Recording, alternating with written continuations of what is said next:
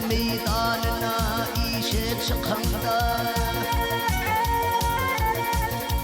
halk meydanına işe çıkanda, kanat takıp böyle kalsın sözlerim.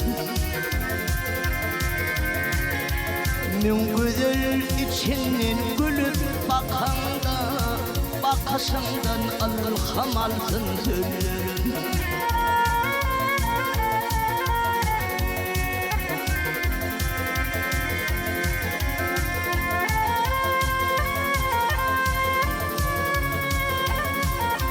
Bir naklı şayattır elevin yüzü, ötkürdür yaraldan şahirin sözü.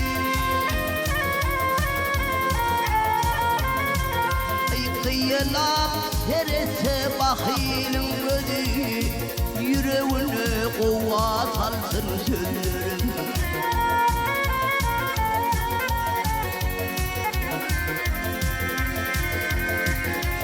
Kıyılap terese bakilin gözü, yüreğine kuvvet alsın sözlerim.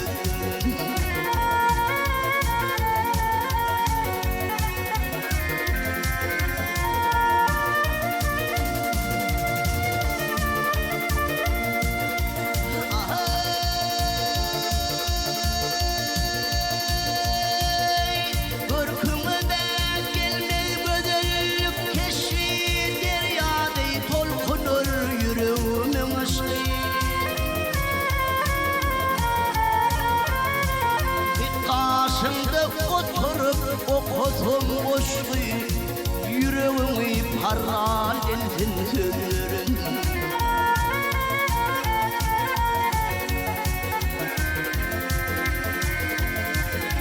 Karşımda oturup okudum boşluğu, yüreğine kuvvet alsın sözlerin.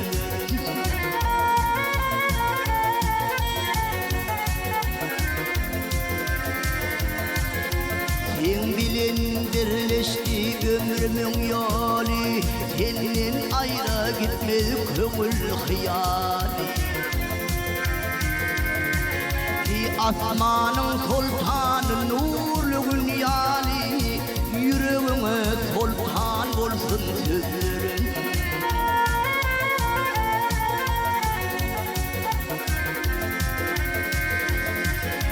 Asmanın sultanı nurlu günyali, yüreğime sultan olsun sözlerin.